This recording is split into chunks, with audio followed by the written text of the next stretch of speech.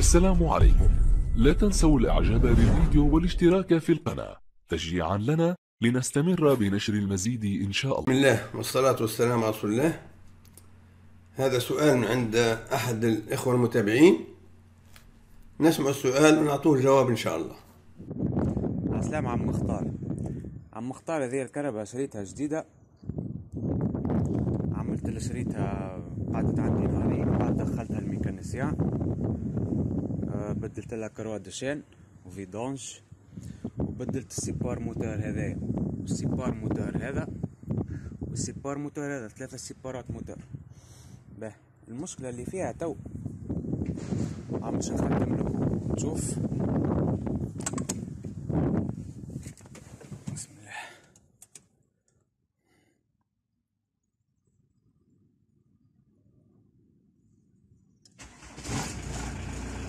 تخدم فيسع. شوف عم مختار، هي باردة ولا سخونة تفبري كيما هكايا، لين ما نجمش نقعد نسوق حتى درجين على بعضهم، وبشوية بشوية يزيد الفيبراسيون هذه تزيد. ها الموتور من برا، هذا الموتور من برا، هذا الروتور متاع الترومبة، الروتور يرجع هذا هكا، وهذا من الانجكتور.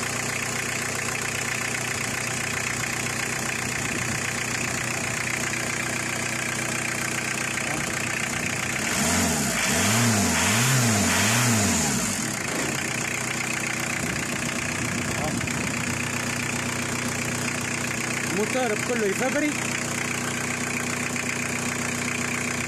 الميكانيسيان اللي نمشيلو يخلي يبدل سيبار موتور جديد، ثم واحد يخلي يبدل موتور. ما فهمتش علاش عم مختار، الله يبارك لك فهمني عايشة.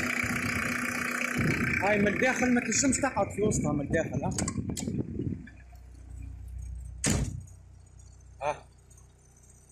الكهرباء كلها تراش. بارك الله فيك يا عم مختار، يبارك لك فهمني شنو المشكلة بالضبط. والله ما عرفت، وكل واحد يقول لي بدل موتور، واحد يقول لي بدل السيبار موتور جديد، كل شيء فيها جديد. كاردونات بدلتهم جدد، الروتيلات والسم بلوك متاع الظلفات كلهم بدلتهم جدد. كل شيء الكهرباء كل شيء فيها في جديد، كل شيء في جديد. قعدت لي كل شي حكاية هذه الفيبراسيون، ما فهمتش علاش.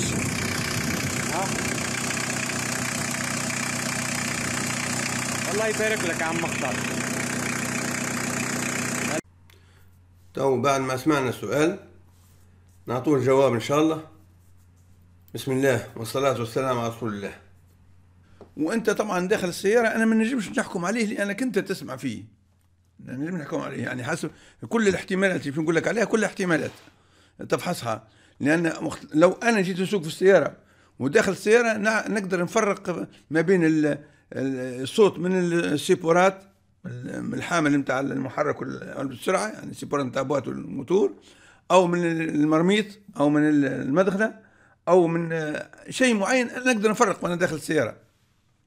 لكن أنت حتى داخل السيارة ما سمعتنيش شوية صوته من داخل السيارة أو حاجة كيما هيك. حصيله أنا تو عندي فيديو سجلته قبل لواحد غيرك أنت تاع جولف وقتها، نشرح فيها في سيارة، معرفش تقريبا وقتها سيارة نيمو ولا حاجة كيما هيك، نوريك الأماكن اللي هم يقدروا يكونوا سبب في الموضوع نتاع القرقرة داخل السيارة. لأن يقدر المشكل صار لك بعد وخلوش حاجة تمس في مكان معين، سيبور حاجة. أنا باش نعطيك بعض التوضيحات وبعض الاحتمالات، وأنت ابني عليها وجرب وشوف، وماذا بيك كي تلقى الشيء صور لنا باش غيرك يستنفع. عندي هذا الفيديو أنا مسجله من قبل على سيارة وموتورها مفكوك، يعني واضح الأماكن نتاع السيبورات والدنيا كلها واضحة. هو مثال لكل جميع أنواع السيارات. كي تسمع على برا من السيارة هذاك عادي ما تخافش منه، وإذا كان موتورك يعني لاباس وما ياكلش زيت وما ياكلش ماء وأموره منظمة ما تخافش منه. أما إذا كان الصوت تسمع داخل السيارة هذاك موضوع آخر. لان الصوت خارج السياره نوع وخارج داخل السياره نوع، مش كيف كيف. اذا كنت سمعته خارج السياره هذا يتعلق بالمحرك، كان فيه اشكاليه ولا حاجه يتعلق بالمحرك. واذا كان سمعته داخل السياره يتعلق بالمحرك والسياره. كيف يتعلق بالمحرك والسياره؟ المحرك هذايا وين مربوط؟ هو مربوط هنا بسيبور، نقولوا احنا قاعده، ومربوط منا بسيبور هنا قاعده، هذوما القواعد نتاع المحرك، وفما سيبور من تحت من اللوطه. العمليه شنو تصير؟ احيانا السيبور هذا يتعب، او البولونه تكون طويله تمس في الحديد. ساعات ميكانيكي يركب في انواع السيبور مش كما هيك، يركب بولونه تولي تمس في الحديد، يولي الصوت يولي مربوط بالكروسه بالهيكل. احيانا السيبور نفسه يبدا مقطع، او السيبور منه بالعكس يبدا مقطع، او يبدا كما قلنا بولونه زايده ولا حاجه. هذا اللي يتعلق بالهيكل في وسط السياره. كي تسمع صوت في السياره انت لازمك تركز على السيبور هذايا وعلى السيبور هذايا وعلى السيبور من تحت، مش الشكمون اللي هو المدخنه اللي تخرج الشكمون من اللوطه تتبعها تمس في الكروسه ولا لا. هذوما الحاجات اللي عندها علاقه بالصوت داخل السياره، داخل الكابينه بتاع السياره، يعني داخل الخمره بتاع السياره في الصوت. هذاك يتعلق بالامور هذه اللي حكيت لكم عليها، اللي هي سيبور منا وسيبور منا والشكمون هذوما والسيبور التحتاني. هذوما القواعد كلهم تاع المحرك هذوما وقت يبدي واحد منهم فيه مشكله يبدا يعمل حس في وسط السياره. في الحاله اللي تعمل انت تجي للجهه هذه على اليسار مثلا وتحط ايدك هنا شوف الصوت، وتحط ايدك منه في مكان معين وشوف الصوت.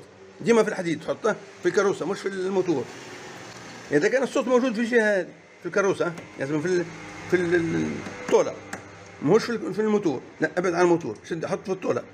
كان الصوت موجود من هنا معناتها في المحرك هذا، كان الصوت موجود عفوا من السيبور هذا، وكان الصوت من الجهه هذه معناتها في السيبور هذا، سيبور البوات. هذا سيبور البوات، سيبور تاع علبه السرعه، قاعده مع علبه السرعه، وهذه القاعده نتاع المحرك من الجنب. كان لقيت الصوت من هنا معناتها لازمك تركز على البارتي هذه، يا اما عندك سيبور هنا سبب. هي العمليه سهله ما فيها شيء. ايش نعملوا؟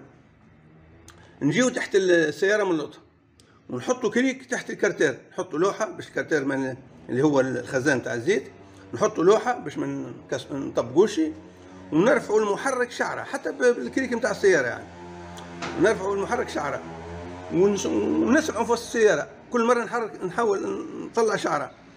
اذا كان الصوت ما عادش فما موجود في السياره معناتها في واحده من القواعد هذوما.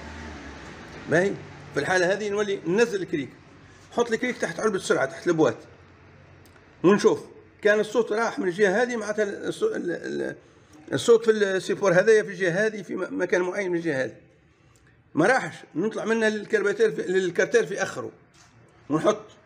اذا كان الصوت راح منه معناتها الصوت موجود في الجهه هذه. كان الحالات هذه كلها وما فيش فايده، وقتها نركز على السيبور الثاني ونركز على الشكمون. هذا من الحالات اللي ممكن تسمع فيهم الصوت في وسط السياره، ما فيش غيره. ان شاء الله تنفعكم حالكم هيك، والسلام عليكم ورحمه الله وبركاته. لا تنسوا الاعجاب بالفيديو والاشتراك في القناة تشجيعا لنا لنستمر بنشر المزيد ان شاء الله.